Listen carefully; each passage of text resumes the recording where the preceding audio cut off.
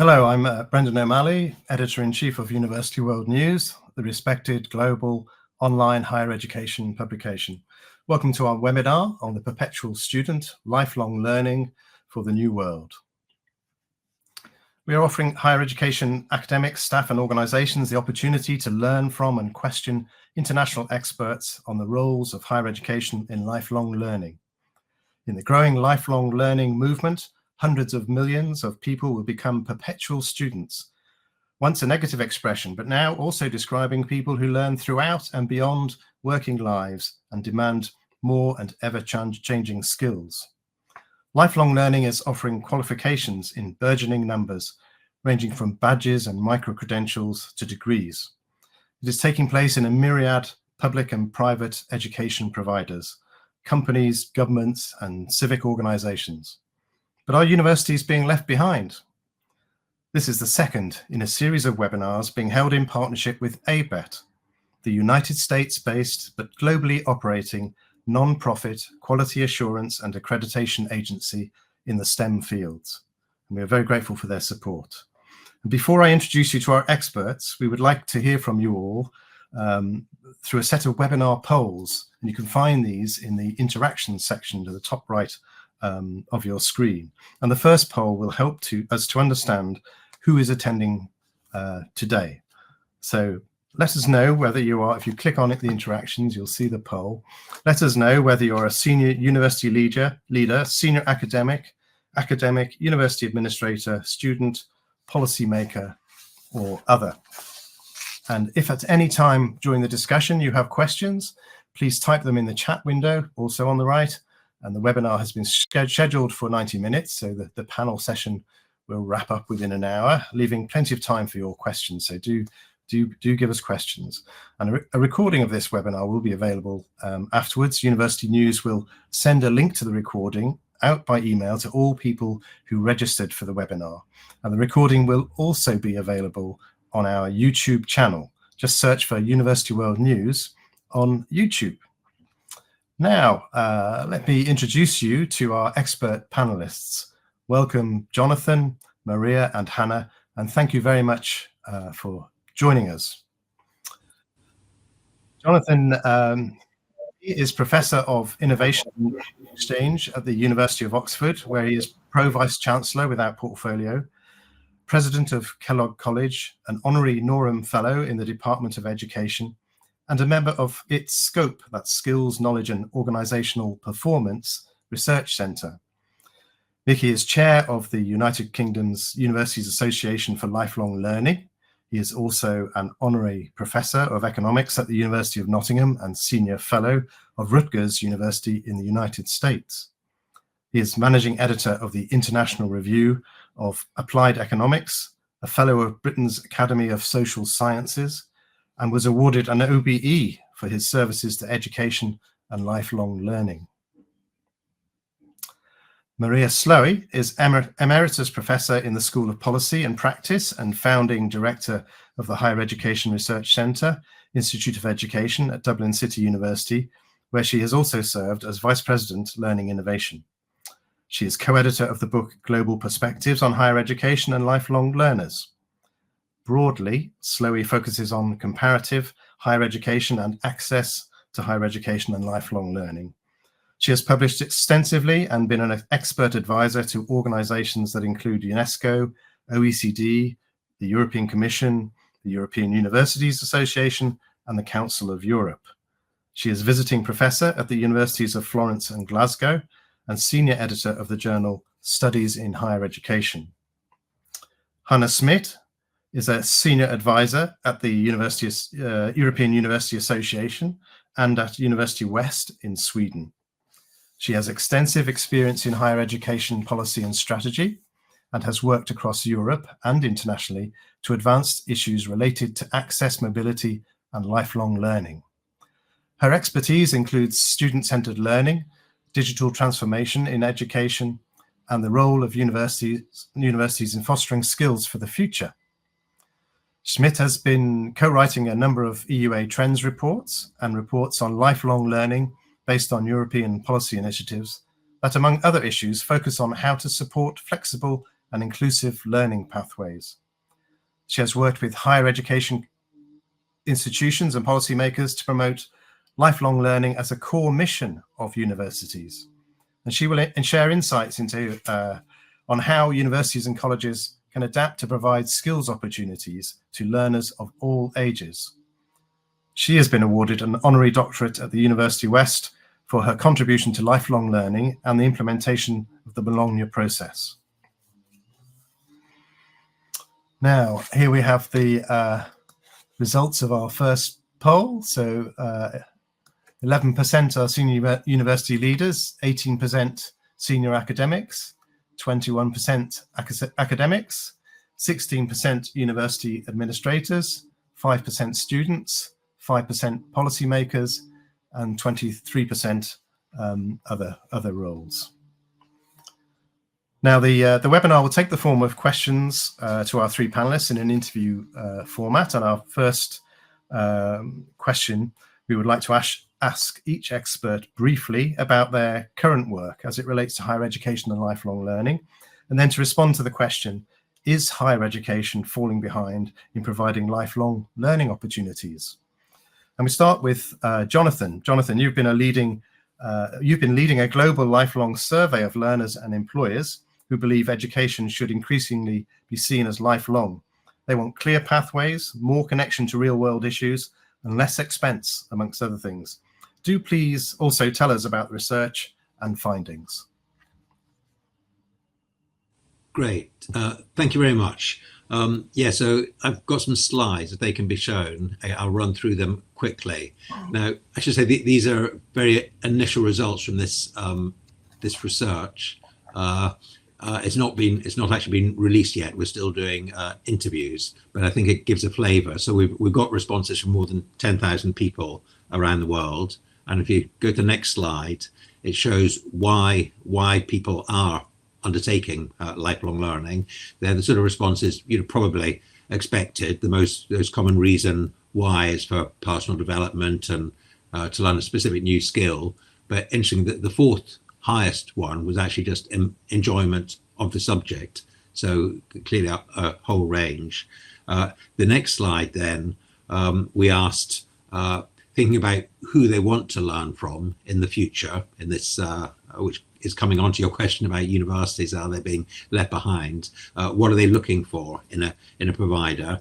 Again, perhaps not surprising, they want good value for money, basically, good value courses, but crucially, being recognised for their quality. They are keen on quality rather than just low cost, which comes below that. And so then we asked, well, which providers would you use? The good news for universities so far is that they are still top of that list. People would like to learn in the future from universities or colleges. But if you go to the next slide, we say, well, why would you use universities rather than other providers? And again, I think good news for universities is that it's because of the reputation for actually developing knowledge. So they do want universities that do research rather than just teaching. The quality of the faculty is the third most common response about why people want universities. But then the next slide shows why people wouldn't use universities, which is what should get the university colleagues on the call worried. And the first one is because they're too expensive. The second one's interesting because it says that the reason they wouldn't use universities is that they only offer degrees, and these people want short courses. And we know the people on the call, I'm sure most of them will think that their universities actually do offer a range of short courses and other non-degree provision, but that suggests that universities maybe need to do a better job at advertising and marketing the fact that they actually do provide shorter courses, non-degree courses. And then finally, in terms of the individual learners, we asked, the next slide shows what they would want from universities. What should universities do in order to meet these demands for lifelong learning better? and the big things were offering greater flexibility, offering clear routes through the learning program, clearly being inexpensive, recognizing prior learning, and so on. So all the sorts of things that universities can do, and some are, but probably most could and will need to do better. The next slide then reports on the employers that we surveyed. We got responses from more than 1,000 employers from around the world. And the next slide shows what they said about why they're interested in learning, their employees learning. And not surprisingly, they're interested in productivity, introducing new technology, but also developing. The third most highest response was developing their staff. So there's some common interest there. And then we asked them the same sorts of questions that we'd asked the learners. Firstly, what are the important elements? And maybe encouragingly, good value for money really was the, again, high up there along with what learners said. And then, yeah, enabling their staff to continue working while learning. So the importance of having part-time provision, flexible learning, and so on. And then similarly, the next slide shows what they said when we asked who they use. Now, not surprisingly, most employers do use private training providers and professional industry trade bodies. But at least in terms of universities, that was the third most. Universities and colleges was already the third largest provider. So they haven't yet been left behind.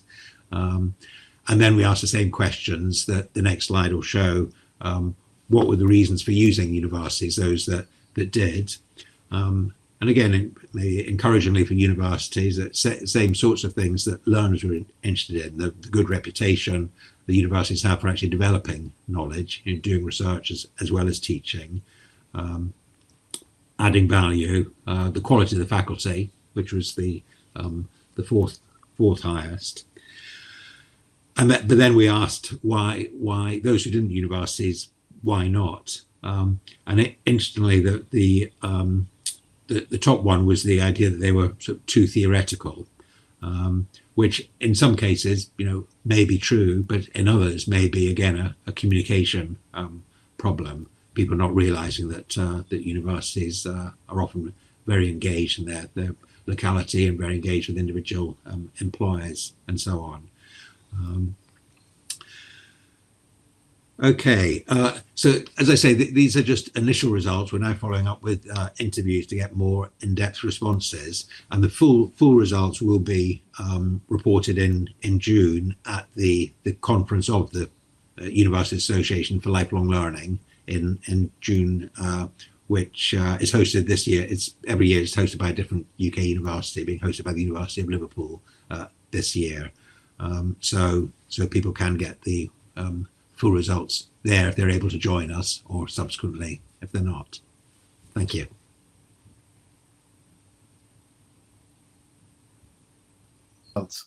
Now, Maria, you have worked in the area of lifelong learning for a long time, not just in Europe, but also with periods in Indonesia, Australia, and the United States. So the idea of lifelong learning has been around for a long time. And why do you think it seems again to be gaining some attention now in the context of higher education, especially?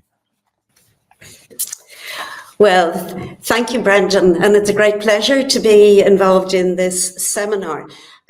Yes, the idea has been around for a long time, and as you say, I have been involved personally for a very long time. I was reflecting on this actually, and just as Jonathan mentioned, that one of the barriers for many adults is that they perceive programs to be only full-time, not part-time, etc. And I was reflecting on my own mother's experience. She was of a generation when very few women had the opportunity to go to higher education.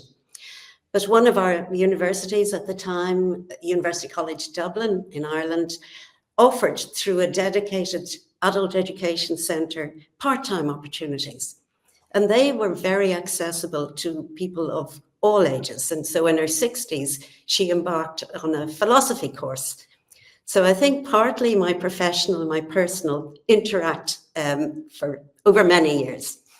But why now, Brendan? You kind of posed that question, and I think in many ways the idea has never gone away. It of course comes in different guises. We have Education Permanente from the Council of Europe and UNESCO, lifelong learning.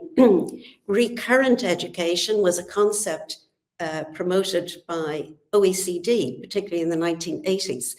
In fact, one of my first academic positions was in a university in Newcastle upon Tyne, and my title was Senior Lecturer in Recurrent Education. When I saw the title of this seminar, and you drew attention to it yourself, Brendan, the Perpetual Student, I was teased when I had the title Senior Lecturer in Recurrent Education. People said it sounded a bit like a disease, which you get and you never get away from. It keeps recurring.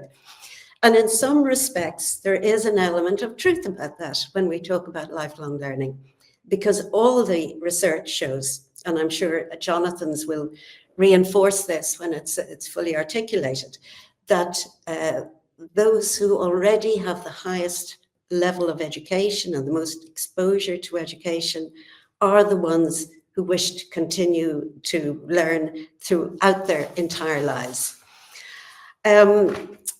Why now? Again, I think perhaps I draw attention to perhaps three main themes coming together that are stimulating universities and the policy community to address these issues in a very serious way. The first of these, I think, is still associated with issues of access and fairness.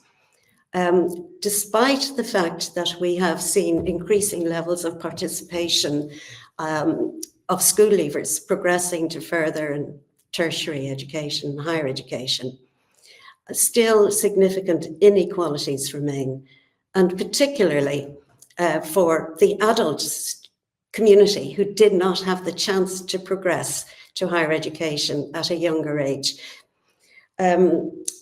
Brendan, you mentioned about Indonesia. I had the great pleasure of working there with OECD and other projects. And very interestingly, one of the areas that they were interested in, and I hope we may have somebody joining us perhaps from Indonesia who might talk about this, but they became interested in the whole question of assessment for prior learning, or the possibility of accrediting prior learning, so that people who'd gained experience outside the formal system might be able to get recognition for that for personal and professional reasons. The second reason I think we're coming back to the topic just now, of course, is associated with the accelerating pace of technological change and the associated transformations of the workplace and society more generally. People do need to keep on top of that. And then thirdly, it goes back to the point I made a bit earlier, which is that all our evidence for many years and many kinds of studies is that the higher levels of initial education that people have, the more likely they are to continue to learn throughout, to seek to continue to learn throughout their lives. So as levels of formal education increase, we see demand for adult and continuing education increasing also, including from our universities. So thank you.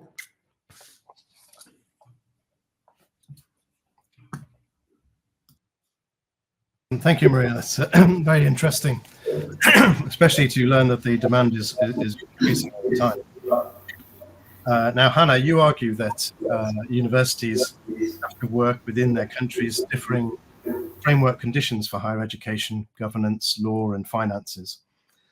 Even in Europe, with its Bologna process and continental frameworks, conditions for universities are very different in different regions, influencing what they do Could you speak about that and also the relationship between research and lifelong learning for upskilling and reskilling and continuing education? Thank you very much, and it's a great pleasure to be able to speak on this with such great colleagues. I think we share views and perhaps come at it from a slightly different. I come very much at it from the policy point of view. The European University Association has worked on this from trying to influence the higher education systems that are culturally, of course, very different across Europe. There's a big difference between those who are very great with a great number of students to the ones who are small, who deal with this differently, and therefore what governs them. Some government have a very tight leash on what universities can do. Others have quite a different funding system. And perhaps the funding is something that is challenging for universities here, is that you've got relatively safe money when you accept students that you think will continue to the end, and often the funding system means that you have to take a degree. So there are challenges here that I think governments can work on to ensure that universities get more engaged. I think it's very comforting to know that there are at least a constant need for lifelong learning. I think, to my mind, lifelong learning always becomes essential when we're in a time of change, as we are now. I also think that something that we don't talk so much about is the great investment we have made in research, especially in perhaps the Western countries. And there are results coming out that we also need to get a transfer much quicker than we do through young students who get in a position and can make the transfer of that. And here, perhaps we see some trends that are perhaps built on the discussions between employers and employees together with universities. What is it that we could possibly be much better at transferring? I have a couple of slides from the new EUA Trends report that I think supports what Jonathan has found. We looked at the third mission and what was important. I think, not surprisingly, third mission's contribution overall to society is very high, and internationalization has always been a growing concern. And you can see social inclusion, equity, and lifelong learning. It's not low, but in comparison to this, it's not the highest. And then if we look at the next slide, you can see what we have for expectations, what we did the past 5 years, mature learners in non-degree programs. Again, not as high as the traditional students, but surprisingly, I think we now, I can see that 51% of learners in non-degree programs is great expectation, which is probably even higher than what the employees and the employers were expecting. So I think there is a movement, as always, when we're facing big challenges, and we've always talked about the climate change, demography, and of course the technological challenges. Thank you. Statistics there that show just how important lifelong learning is going to be in the future, perhaps. So now let's move to our second poll question. Again, it's on the interactions section, and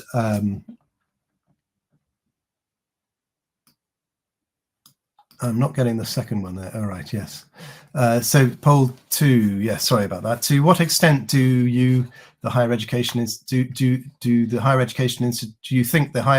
institutions are responding to the lifelong learning agenda? So not at all, minimally, averagely, largely, or fully. Now we move back to our panel discussion and for our second question. And Jonathan, we have two questions rolled into one. First, what is the relation between learning skills versus education more generally? And universities have historically provided broad education while technical skills have been the realm of non-university providers. So why change now? And second, many governments, including Britain's, tend to focus on training people in STEM fields and on skills for work. In lifelong learning, is there a case for other subjects? This first question of skills versus education more generally, I think education more generally is vital for a number of reasons, including tackling the series of crises we face across the planet as a society. And each crisis, if you go from crisis to crisis, you can see different skills have been needed. The economic crisis, economists, the COVID crisis, and the future pandemics, which may be even worse, medical scientists, et cetera, et cetera. And it's sometimes said that we live in a period of unprecedented crises. There are so many. I would say if there was ever a precedent for this level of crisis, then for Britain, it would have been the First World War, which was absolutely devastating to society, the economy. But the difference is, at that time, the government actually created a ministry for reconstruction to advise on how you can reconstruct society, the economy, individuals after such a series of crises. And the most impactful thing that ministry did was publish a report from its Adult Education Committee in 1919, the year after the end of the First World War. And that makes fascinating reading, because they said the key to overcoming these crises was education, but broad-based education for all the people, adults, for all the population on a lifelong basis, which they said needed to be a permanent national necessity. And they said, yes, it was important for the world of work, for skills, but they also said it was vital because of the big debates that society needed to have. They're obviously thinking about war, now we've got the climate crisis and so on, in which everyone has to be involved. And interestingly, when they came to the world of work, they said, yes, education for everyone, not just because education for everyone is necessary for the world of work, because there were unknown technologies on the horizon which would arise. We would be faced with new technologies. And for that reason, it was inadequate to just train today's workers with today's skills. What you needed was to create the capabilities, the imagination among the population, among the workforce. So when new technologies arrived that no one had seen before, they were able to adapt them, utilize them, get the best out of them. So even in the world of work, I think you need a broader education than just a narrow focus on skills. Incidentally, they also said that 1919 report, education is vital for the world of work, to debate the big questions, but also, of course, this was at a time when the electorate was being widened. So they said it's for democracy itself. It's important to have education, not just so that people would be educated on the specific subjects on which they had to vote, housing, transport, health, but also so that people would actually have the ability to think critically, actually to learn, to weigh up evidence. And they used this terminology back in 1919 so that citizens across society would be able to weigh up evidence and distinguish between, on the one hand, genuine political arguments from, on the other hand, demagoguery. So I think broad-based education is vital for the world of work as well as more generally. Now, on to the second question, though, about universities doing this general education, but others can teach skills. Why change? I would say no, actually universities have always done both and should continue to, because both are still vitally important. You mentioned that I'm a Pro-Vice Chancellor at the University of Oxford, so I do the degree ceremonies where we issue the degrees to the students, and we make precisely this point. We say that we actually issue the degrees speaking in Latin, but the Latin makes the point that the degrees being awarded in many cases use a term that the students are now licensed to do certain things, to be a doctor, to be a surgeon, to be a lawyer, because they've been taught and learnt and been tested on specific skills, so that we've always taught those specific skills, so you can be a good surgeon, etc. But also, just as importantly, we've done everything else a university does, which is to teach people how to think and how to learn for the rest of their lives, and that we say that both are vitally important, and that's actually why university is a good place to learn your skills, because you also learn how to learn so that you can keep on learning continually. And then finally, on your third point about STEM, is there a case for other subjects? I think there's a vitally important case for all subjects to continue to be taught, the whole range for different reasons. I've said about, to tackle the crises, financial crises, we need economists, the pandemics, we need medical scientists, etc. We need different skills for tackling different things, as well as for social cohesion, individual well-being, health of democracy, civilization itself. But also, I would say, even the world of work, it's important that we don't just have narrow skills and just STEM. We need people with imagination, critical thinking, and so on. And just conclude, to make this point, I sometimes give the example of Bletchley Park, which was where Alan Turing and the code breakers worked in Britain during the Second World War, where they invented the world's first digital programmable computer to speed up the process so they could break the codes. So I sometimes say, well, perhaps if there was ever a case just to have STEM, that would be it. You've got to break the codes, you've got to invent a computer, etc. But actually, they did the exact opposite. They just hired the best people, including from the humanities and so on. And I know because one of the code breakers was my father. And when the war broke out, he was on his way to Balliol College, Oxford, with an open entrance scholarship to study classics and humanities. But the war broke out, so we went to Bletchley Park, and he worked very closely with Alan Turing, with whom he was very good friends for the rest of the war. Helping to invent the computer, breaking the codes, and that's what worked at Bletchley Park. They just hired the best people, and having that people thinking in different ways, different imaginations, different approaches, proved to be the best way of approaching the problems.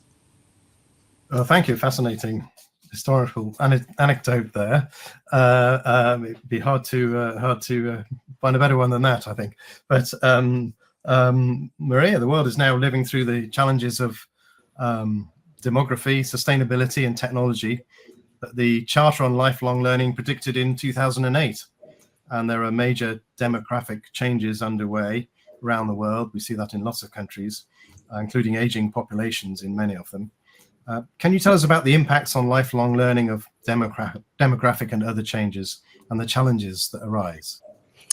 Yes, sure, Brendan, and I have a couple of slides to show here. I mean, we've been talking already quite a lot in this seminar about the pressures on higher education.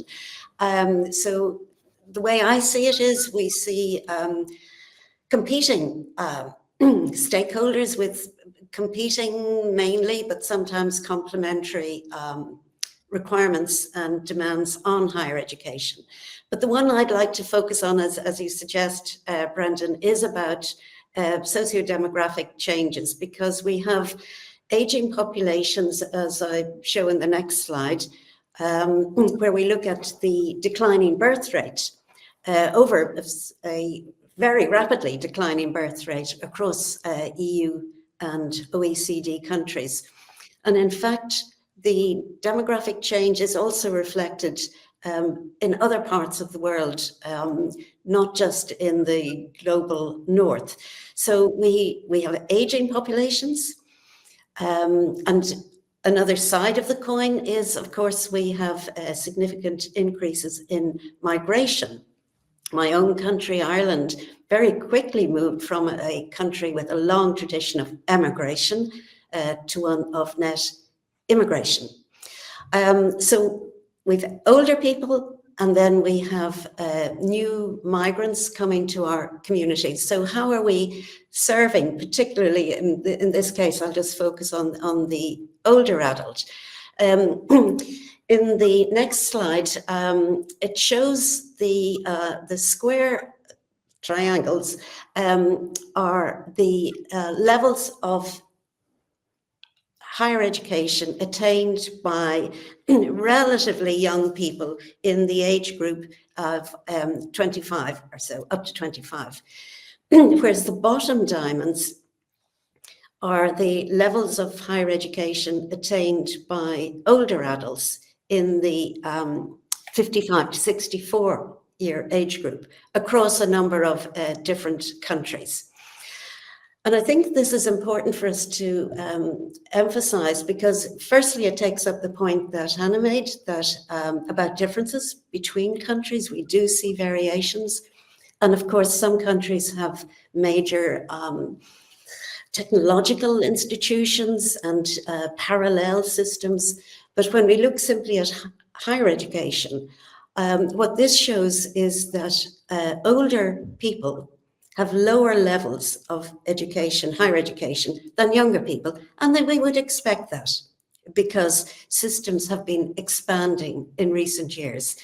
But I think one of the points that I'd like to make, Brendan, is that if we don't do something proactively to address this, we have significant intergenerational inequalities when we realize how much higher education is required to have sustainable and rewarding lifestyles in today's situation. The next slide takes a slightly different angle. Please don't worry about the details of this. It actually goes slightly back to Jonathan's point about employers and work-based learning. This data is taken from a major survey that's undertaken by OECD called PIAC. We could have put in the chat how many people have heard of PIAC. I guess everybody knows PISA, which is the comparative assessment for young people. PIAC is the Programme for International Assessment of Adult Competencies. And what this shows is that people are participating and the demand is there, as we talked about a bit earlier. But most of it actually has been met at the moment by employer-supported training and education. And what we do know from the research, again, is that it is those who are the best qualified and in more senior positions who are the most likely to be supported by employers for further education and training. So if there is not some policy intervention, this also is a trend that could exacerbate existing inequalities. So what I'd really like to point to, just to wind up, is a slide where we look at different life course patterns.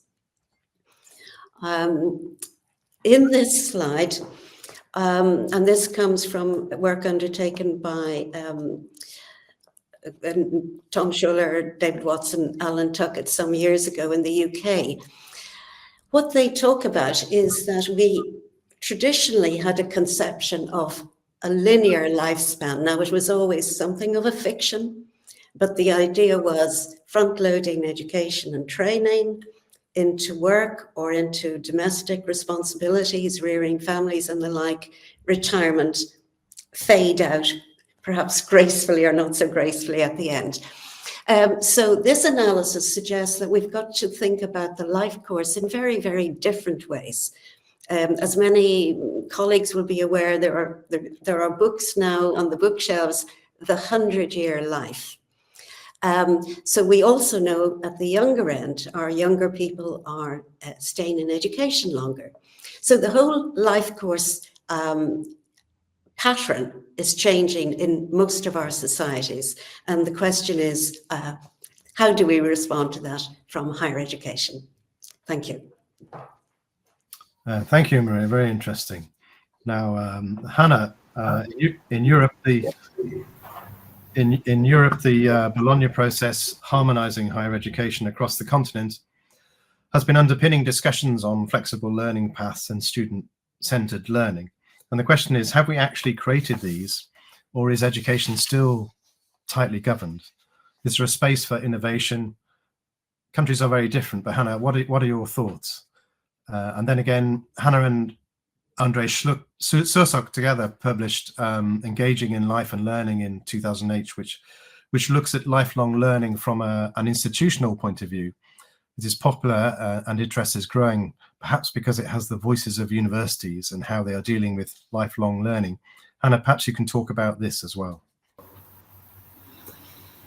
Thank you very much. I just commenting briefly on your presentation, Maria. I happen to be one of the ones who were surveyed in the PIEC when I was in Sweden. But I also say, as to your first slide, I had a thought today when I'm sure you've all looked at the happiness index, and the Scandinavian countries comes out in very highly on this, and Finland is the most happy. But if you see your slides, there's also the least difference between the young educated and the older educated. And that is, if coming back to kind of a governance system, is that Finland, from a government level, but also from institutional point of view, has been working very consistently for the last 20 years on developing lifelong learning policies and making it possible to go in and out of education. And they now say that there is a whole philosophy behind. I think all the Scandinavian countries kind of come from a Grundtvig point of view from the mid-19th century of combining culture, knowledge, and skills. And this is something that I think is always going to be a little bit of a tension in higher education institutions, because you want the highest quality of students in order to create the best students, but also the best research in the long run. On the other hand, we also argue, at least within the Charter and the Engaging Lifelong Learning report, is that the best students are not necessarily those who have parents who come from a higher social environment or academic environment. We just think that everybody should have the chance to actually put up their hand and say, we want to learn more. And they may be the ones who crack the codes because they think differently, they have a different background. So in able to do that, we need the flexible learning paths. This is the idea of building on, which is an Anglo-Saxon model of having qualifications framework with knowledge, skills, and competences that are clearly defined in overall terms, and something we then turn into learning outcomes.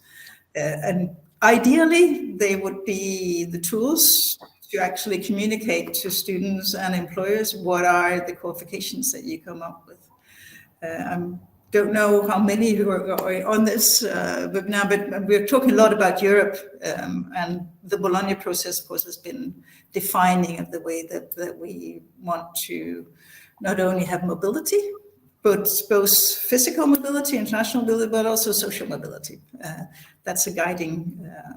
So we also have the ECTS that you clearly can understand what goes on. So I think that that's important.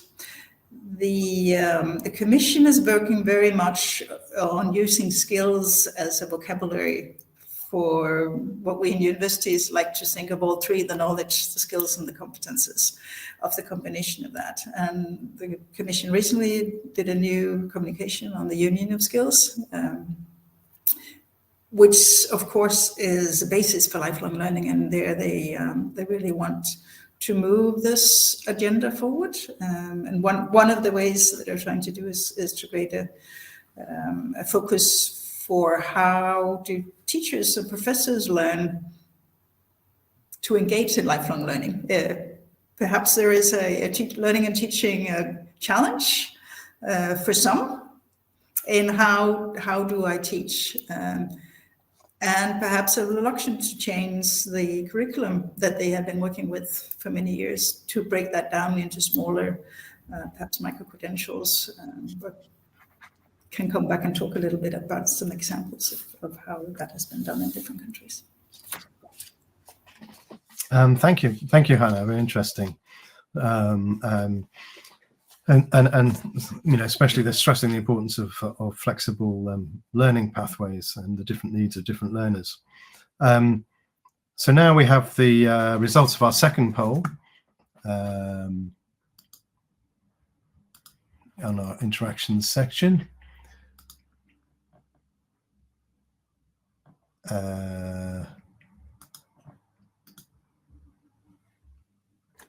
To what extent do you think higher education institutions are responding to the lifelong learning agenda?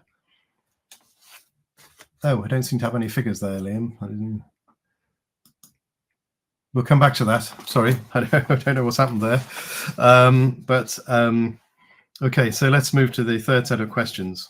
Sorry, the third poll question. Which of the following groups ought to be the main priorities for lifelong learning? Click on your top 3 groups or fewer. Workers needing upskilling or reskilling, job seekers and unemployed people, youths not in education or employment, continuing professional development for graduates, older adults, low-skilled or low-income individuals, entrepreneurs and the self-employed, marginalized people such as refugees or the disabled, and prisoners and ex-offenders. And while you're answering that, we'll go to the third set of questions. So to Jonathan, it has long been argued that education is good for democracy and for health.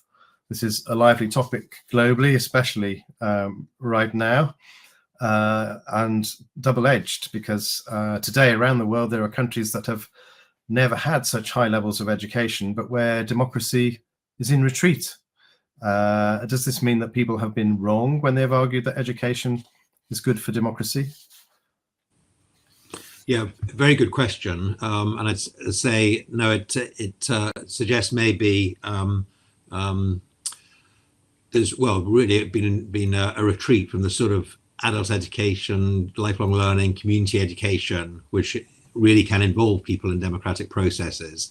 I mean, it's firstly the general point that undemocratic regimes tend to always turn against universities first, you know, and in the extreme there's book burning and censorship and, you know, a suppression of education. So I think education is still the most important barrier to undemocratic regimes. But the populist sort of dictatorial types tend to have characterize the sort of the elites, which they try and whip up sort of hatred against. And I think there has been a problem with the sort of economic and other crises over the last few years that demagogues, for want of a better word, have managed to whip up feeling against elites, and even argued that, you know, we've had too much talk of it from experts and so on. But I mean, the problem is over the last 20 or 30 years, certainly in Britain, there's actually been a retreat from what had been continual advance in adult education, community education, lifelong learning, and that's been retreated from, and it's now seen as a more sort of elitist endeavor, with people having to take on large loans to study and so on. So I think it's the type of education, you know, community education, adult education, which is really needed. But is there a role there in, I mean, the flexibility of lifelong learning? Is there a role there for lifelong learning in plugging a gap, making education more accessible, and that in turn helping democracy?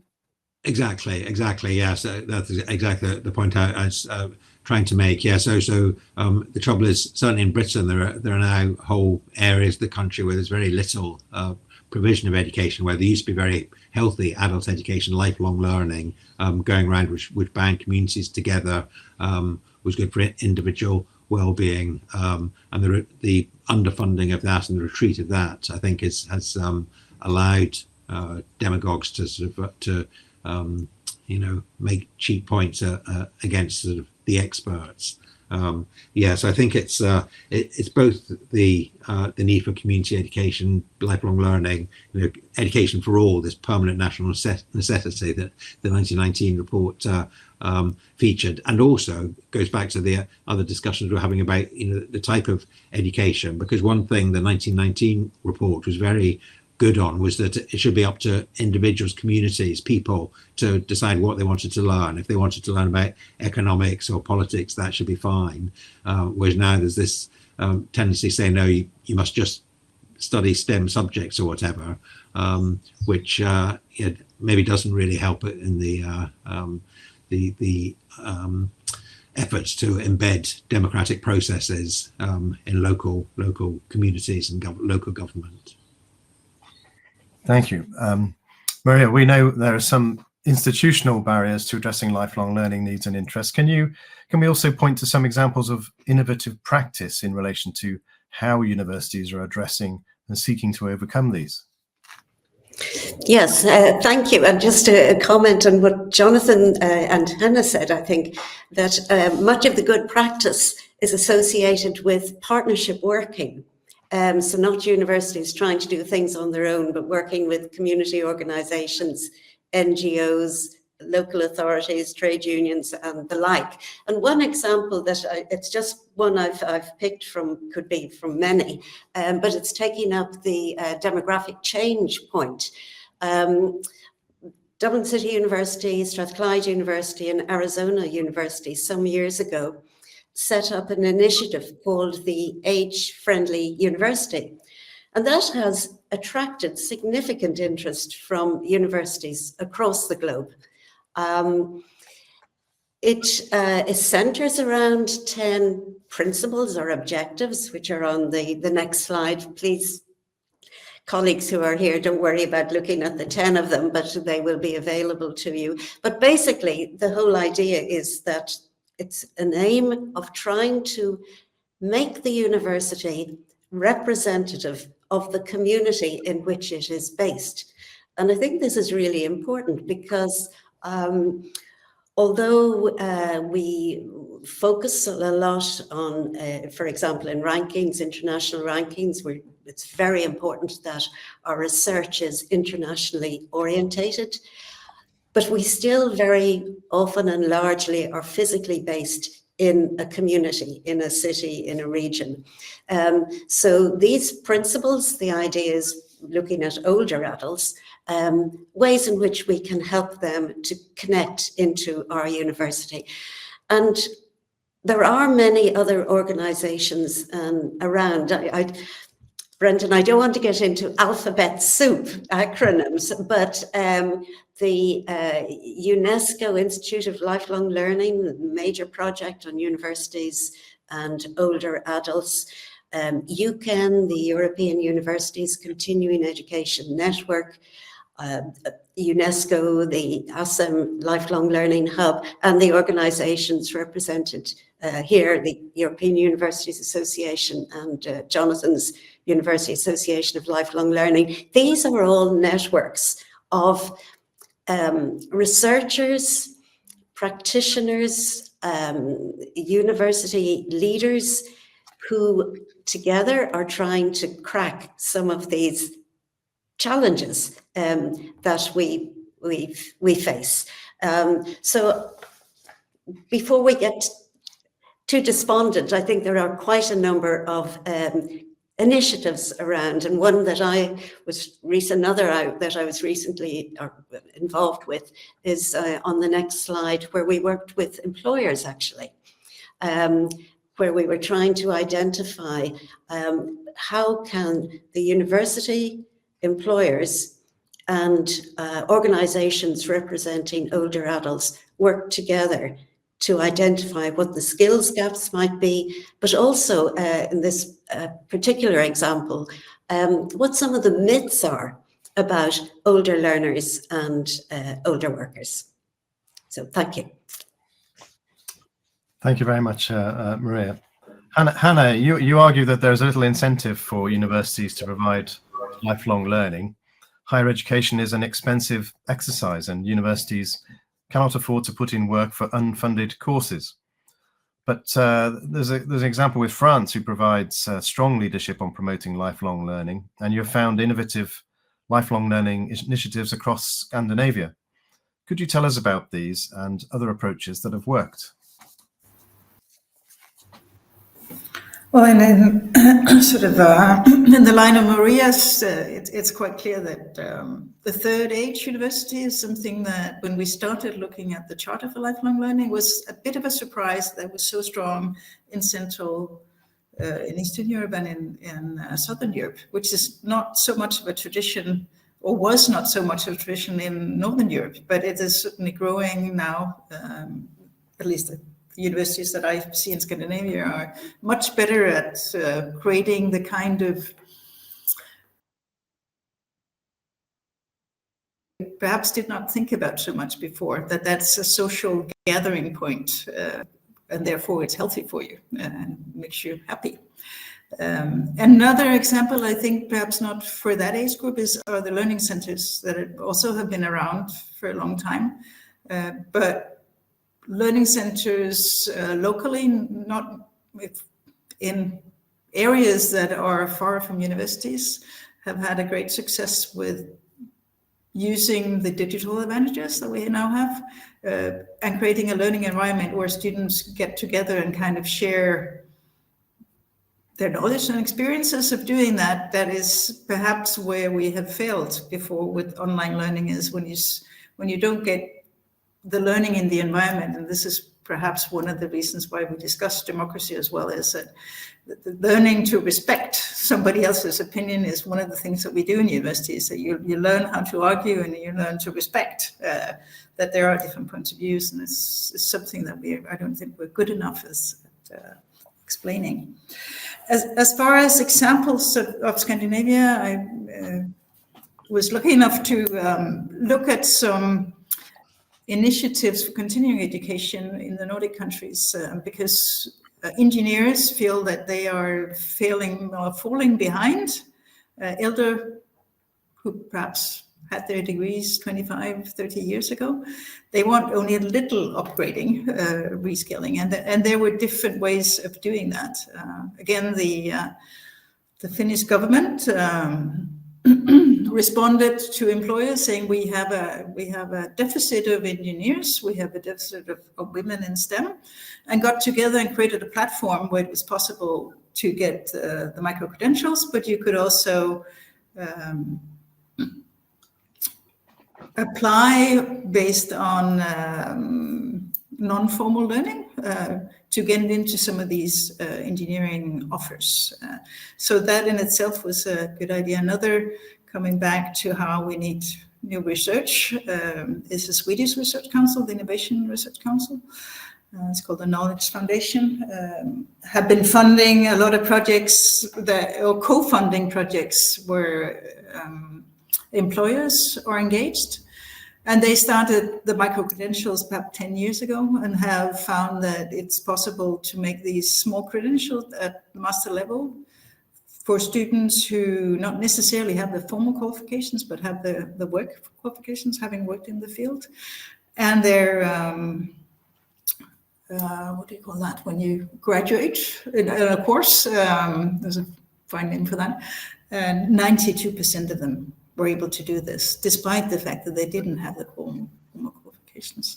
So I think there's a lot of new ways of doing that. And the third, just very briefly, is a Danish initiative funded by the European Social Fund, where the municipality, the region, universities, unions got together to see how researchers could help small and medium-sized enterprises.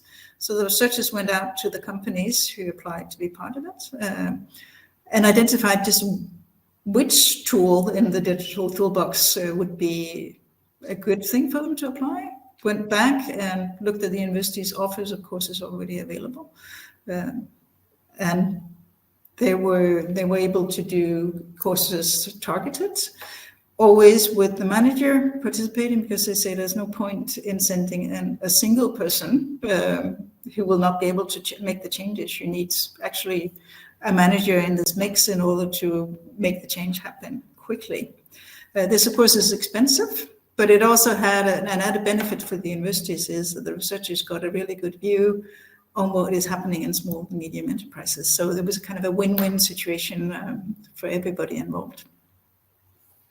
Interesting. Thank you. So now we have the results. So actually, I'm going to go back and give you the results of our Second poll, well, I've now discovered where they are, so sorry about that.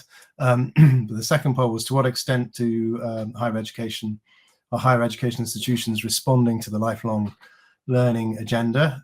Well, nobody said not at all, and 63%, but 63% said minimally, and 38% said about average, and nobody said largely. So you can see that there's plenty of scope for improvement there.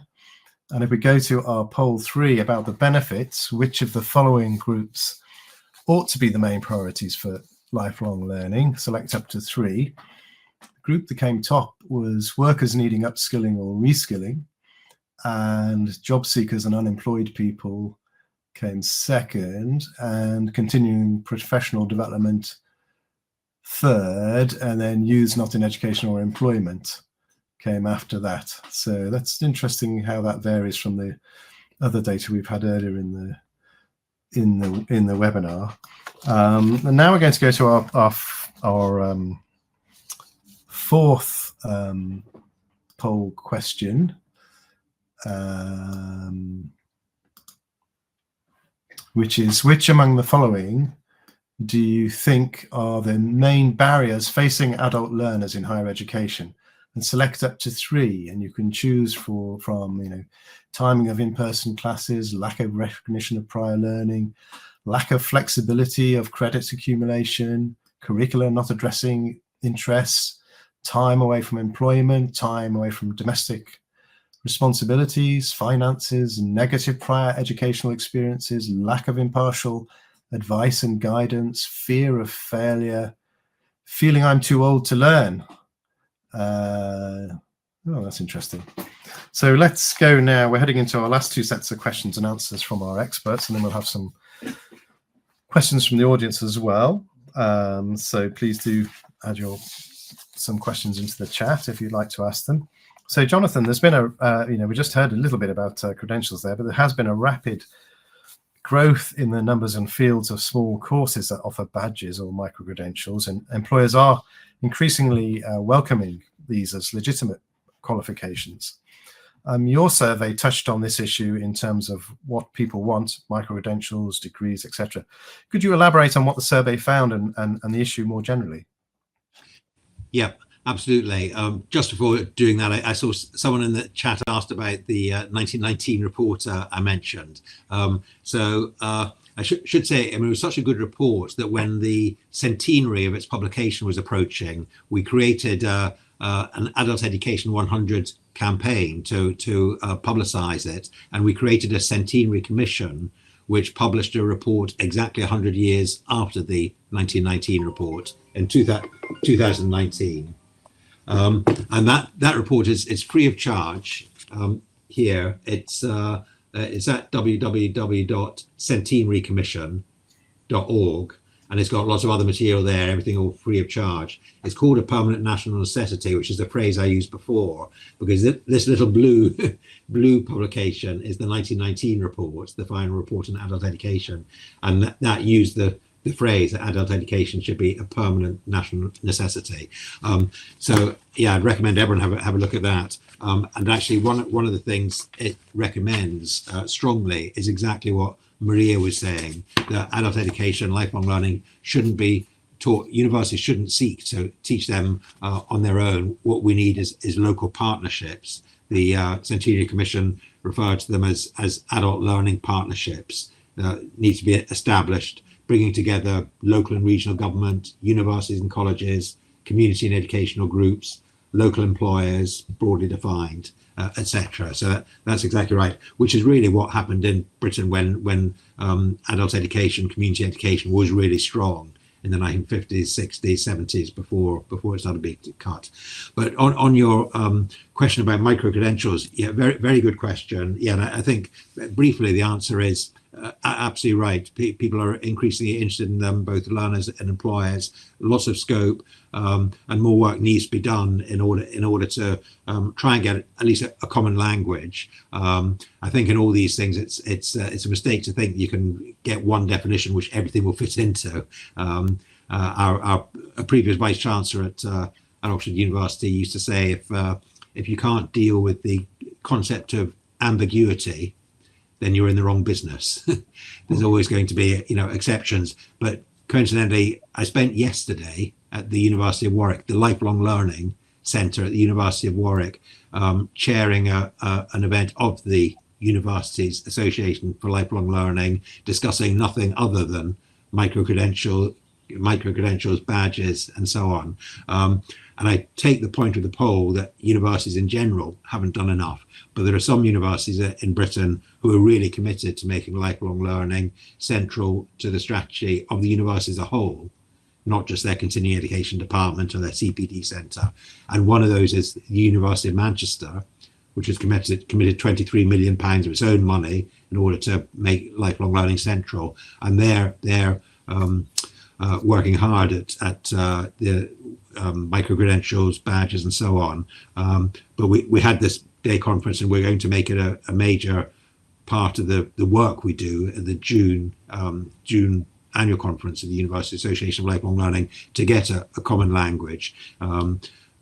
Because at the moment it's not clear, whether micro-credentials need credit, or whether you could have micro-credentials which don't have credit but do have badges, and the argument, very strong argument, that you should, because it takes a long time in a university to get credit approval and so on, and there are other things one can do in the meantime. But to answer your question, I think they'll be increasingly important. And actually, of the slides I gave before, I don't know if it's possible to put up slide 11 again. It was the second slide from the employers. It's when we asked the employers globally, and you remember there's more than 1,000 employers responded. We asked, what are the most important elements when considering a future provider for learning and professional development for your organization? And a number of these employers did say they want qualifications which are recognized by employers. A number said they wanted recognized accreditation for its courses, and quite a few did say we want organizations that can award micro-credentials. So, I think it is important that the universities do all those things, which I think in Britain will definitely happen. We're, as I say, just to finish, but University Association for Lifelong Learning, we're committed to creating a framework which all universities can follow in order to be able to award these micro-credentials, badges, and so on. Thank you. And Maria, who are these adult learners, and what are their interests, and to what extent are they homogenous groups, and do they differ from country to country, different parts of the world? Well, I think it follows on really from what Jonathan was just describing there, and the various initiatives aimed at different kinds of learners, because they're very diverse, of course. I've been lucky enough to be working with colleagues from, well, in fact, the same 10 countries we've been revisiting over a period of time.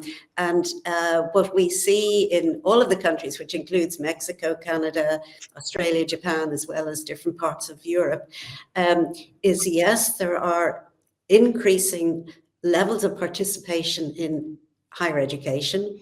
But as Hannah's been emphasizing, the countries that started from a low base, shall we say, have not overtaken those that started from a higher base. So in other words, they've all moved up, but the differences remain substantial between the different countries. And in that initiative, as I say, started with OECD, and we've published quite a lot on it. I can subsequently include some references if people are interested. But we developed a typology which was based on the nature of the entry route, or the admission to the qualification, and the primary motivation of the adults who were studying. So with that, and Brendan, I know we need time for questions, so I'll go through this fairly quickly. But we talked about second chance learners, for example. So they're a very important group that I personally have worked with a lot, which are people who never really had a first chance. So they didn't have the opportunity to go from school to higher education, tertiary education. And so we're seeing them for the first time coming in to higher education.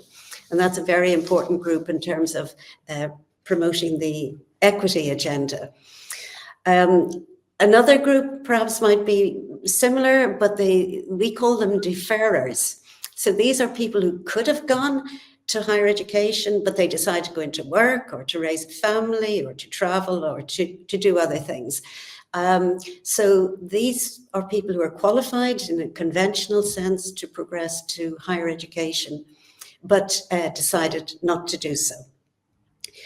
And there are a range of equity groups. I mean, I touched earlier on the second chance, but particularly people from socioeconomically disadvantaged groups. We talked earlier, looking at demographic change, about migrants, and many of whom may in fact be qualified, but have challenges about having their qualifications recognised. Which is a point made by Hannah and Jonathan, actually, that is very important. And then we have our recurrent learners. So these are the people who've kind of got the bug, and it's almost like cumulative. And they perhaps eventually are the people who end up setting up their own study circles, or, as Hannah suggested, are involved in University of the Third Age, which ties in with a final group, learners in later life. So they're very diverse, Brendan, and the same person might, at a different stage in their life, fall into any of these categories. And as universities and other higher education institutions, we can't just have a single response to such diverse needs. We have to recognise their individuality. Thank you. Yes, my own mother was in the University of Third Age right up until she was 94, and thoroughly enjoying it. So I recognise the need for it. Hannah, the advent of MOOCs is to be welcomed, and learning went online during COVID, but people now want face-to-face learning again. As well as online, a sort of hybrid arrangement. You've argued that learning is not just about knowledge, it's in the context in which you get knowledge that it's important, and learning how to learn. So is a hybrid model necessary, or how might it be facilitated for lifelong learning in particular? Well, I think that's a key question, is that we're kind of opening up learning, and learning not only as a young person to an older person, but that you recognize that we all learn as we are today, all from different ages, different perspectives, different backgrounds. And I think this is what creates democratic societies, is that we actually have that kind of blended learning environment, that it isn't geared, as Maria is saying, there are lots of different target groups. And just coming back for a moment to the old report on engaging lifelong learning, creating strategies for inclusive universities, is a relatively unique report, because in there, it's a very short report as such, but it's also a report where universities were given the voice to actually explain how they were going about making strategies to create lifelong learning in the focus that they had. And they were very different. It was very different being the ones who were opening up open access, wide anticipation, to the ones who considered that internationalization, providing master degrees to international students, was lifelong learning, or it was a regional context. And then there were the big universities, and I think this, of course, is the complexity of lifelong learning becomes bigger the bigger the institution is. Some faculties are bigger than other higher education institutions, so typically it's easier for some. Perhaps the engineering faculties are finding it easier to make small bit-sized things, humanities also, and then there are others that are not as easy. So the complexity of this is enormously important. I think it was a revolution when it came, and some expected that we did not need the learning environment the universities provide. I think COVID has showed us that that's not the case. We still need universities, but we probably need universities to keep responding to what happens in the world around us. And perhaps that's the most important message, is that we've got to be responsive. We're no longer the ivory towers that sit and only do research and comment on society. We are part of society. We have nearly, in most countries, 50% of the population go to higher education. It's a big, big difference that happens within the last 30 years, give or take. So it's a responsibility that we have. So I think that's perhaps a key issue. Thank you. So now we're going to outline the results of the fourth poll, which was among the following: which do you think are the main barriers facing adult learners in higher education? And we found that 34% said timing of in-person classes, 32% said lack of recognition of prior learning, the same amount said lack of flexibility, 41% curricula not addressing interests, 45% saying time away from employment, 26% saying time away from domestic responsibilities. Perhaps the largest, I think, is the largest, 52% saying finances, the cost, so that's a big factor. And only 13% saying a negative prior educational experiences, a similar amount for lack of impartial advice and guidance. 20% have a fear of failure, and 25% feeling I'm too old to learn.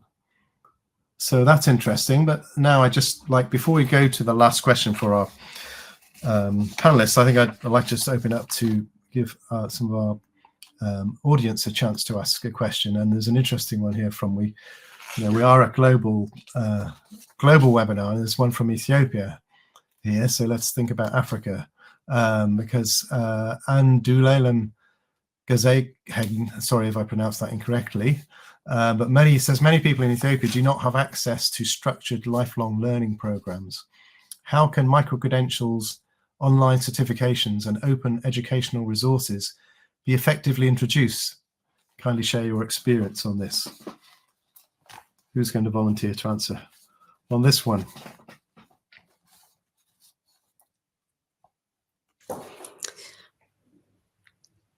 Maria.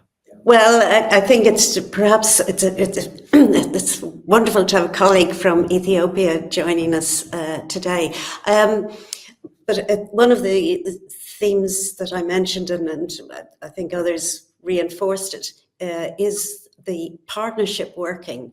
That it's not easy for universities to parachute in, perhaps where there hasn't been some support in the building up capacity phase. So when this colleague is asking the question, they don't have access to structured lifelong learning programs, which suggests that a way in are more community-based, locally based programs that then could provide a pathway. Throughout my career, we've always been talking about a ladder of opportunities. Personally, I like to think of it more like a climbing frame that we can move in and out, but that building up strength of partnership between the formal institutions, non-formal, even health organizations. I saw that in when I was working in Indonesia, the very important role they played in liaising between health and educational opportunities. Thank you. Would anyone else like to answer that question? Or shall I move on to the next one? I'm going to ask a question from Yvonne, who says, I expect businesses, I'm going to put it up here. I expect that businesses don't use universities as much because we don't market to them. The question is the extent to which we want to compete in that sphere and what resources would be required to do so successfully. Jonathan, would you like to answer that one? Yes, absolutely. I mean, I think it's a very good point, and I think the crucial thing is think about time frame. I mean, I think it's a long-term investment, you know, on both sides is what's needed. I mean, that's certainly what came through from the survey we've just been doing globally. Employers, you know, do like to have long-term relations, you know, with the organizations they work with. I mean, as an example, at Oxford, I'm the president of one of the colleges, a graduate-only college, and it's basically the university's lifelong learning college, because the majority of our students are studying part-time, which is actually only allowed at postgraduate level, which is why it's a postgraduate only program. And most of our students, therefore, are living in Ethiopia or Peru or Malaysia, and will come for intensive 1 week modules in Oxford before returning again.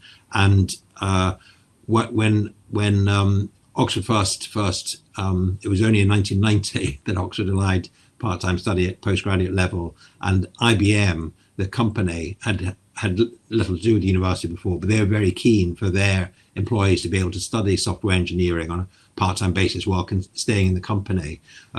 So the major program in our college is still software engineering 35 years later for that reason. But interestingly, after a few years of this, the IBM was so impressed that they then proposed and signed a research alliance with the university as a whole, as a result of the part-time teaching being so successful. So I think it's a question of having long-term partnerships between universities and companies, where both sides can invest in it and will reap rewards over a long period of time. Thank you. I have another interesting. Oh, sorry. Did you want to answer, Hannah? Did you? Well, I just want to point out that I think most universities have not been very focused on communicating the possibilities that are available of the different type of courses. As we're creating more flexible learning paths, it is also increasingly easier, is probably the wrong word, but possible to actually partake in courses that are part of a program. And I think I see a movement toward being better at perhaps the lifelong centers doing the communication even at the front page, not only geared towards young students, first-time students, but making that possible. And I think here there is room for improvement. We could be much better at communicating, based, of course, on very good relationship with regional partners, whatever they are, whether they're business partners or public sector or organizations, civic society. So I think communication and interaction is also very important. We have an interesting comment from Gwyn, who says data to support sustainability will be from ground level in rural areas. Many practitioners will be poorly schooled but have indigenous knowledge. And she talks about there's a new agri-information services industry in the wings. This is outside the higher education radar, which sort of raises the question, perhaps how can lifelong learning provide a more flexible link to indigenous knowledge and to perhaps through partnerships making use of that knowledge. Would any of you like to comment on that? Well, I can. I think on reflection, one of the things that I'm sure you all heard about Danish butter, or is something that happened because the folk high schools took the rural population and taught them how to pasteurize butter, how you could export it, and bringing this knowledge together also made it possible to make this change, because the sons, not so much the daughters, went home to their fathers and said they were doing this, and therefore you bring this together. Of course, that is based on research that universities have been doing that trickled down. So there is a tickling up and a tickling down effect. And I'm sure, again, that I know that the universities who are specialized in agriculture do try to reach these groups. But I think the knowledge, the more widespread knowledge is enormously important. Of course, then we come into the interdisciplinary area, because it's not only the actual natural sciences we need here, we need also to see how that interacts with society. So this is a great example of where interdisciplinarity or transdisciplinarity is needed in order to make this possible. And lastly, I think we just have time for one short final question I'm going to ask to the panel, especially perhaps end with the panel with a provocative question for Maria. If universities and other higher education institutions don't rise to the challenge of addressing lifelong learning needs and aren't more proactive in responding to the life learning agenda, are they in danger of becoming redundant? Few institutions survive forever, after all. Well, thank you, Brendan. If this is the provocative question you wanted me to pose, I mean, I'm interested in this concept because some colleagues online here will be familiar with the work of Simon Marginson, lately of the director of the Global Centre for Higher Education in Oxford, in fact. And when he was speaking at a seminar here in Dublin, if you don't mind, I'm going to just read it. It's very short. Every so often, nation states and societies discover that they can live without the institutions that they have inherited.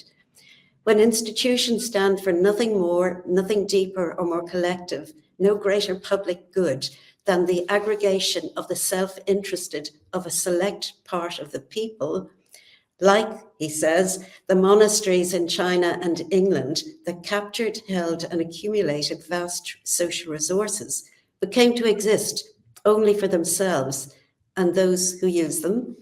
It is then, Simon again says, that institutions are vulnerable.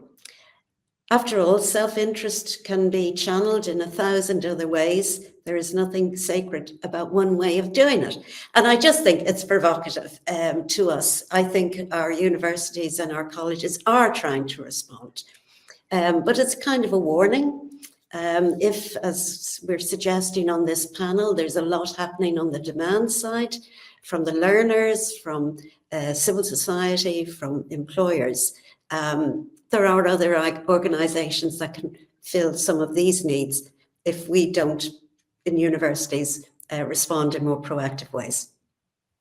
Thank you. And I think, I'm sorry, everyone, I think that's all we have time for now, but I think we'd all agree this has been a fascinating conversation, and we've learned a lot about the expectation that lifelong learning will become more and more important, and that people do look to universities to provide high quality teaching, to provide trusted credentials, but there's still a lot more for universities to do to fulfill that current demand, and they're not there yet, and they are in danger of not keeping up with that demand and seeming not relevant enough if they don't keep up with it. And so we know we've heard some interesting questions from our audience from very different parts of the world, and now our discussions must end, unfortunately, but I would like to thank all the participants, our audience, and our distinguished speakers for attending this webinar and providing such rich and varied thoughts. And thank you very much indeed, Jonathan, Maria, and Hannah especially. And thanks to ABET, our partners, for partnering with us on this webinar. As mentioned, this is the second in a series of UWN ABET webinars, which will combine the high-level thinking that engages scholars with hands-on advice that will help them to navigate their work in higher education in this time of great uncertainty. Now, if you are not already University World News readers and you would like what you've heard today, please sign up to our free email newsletters to hear about future sessions.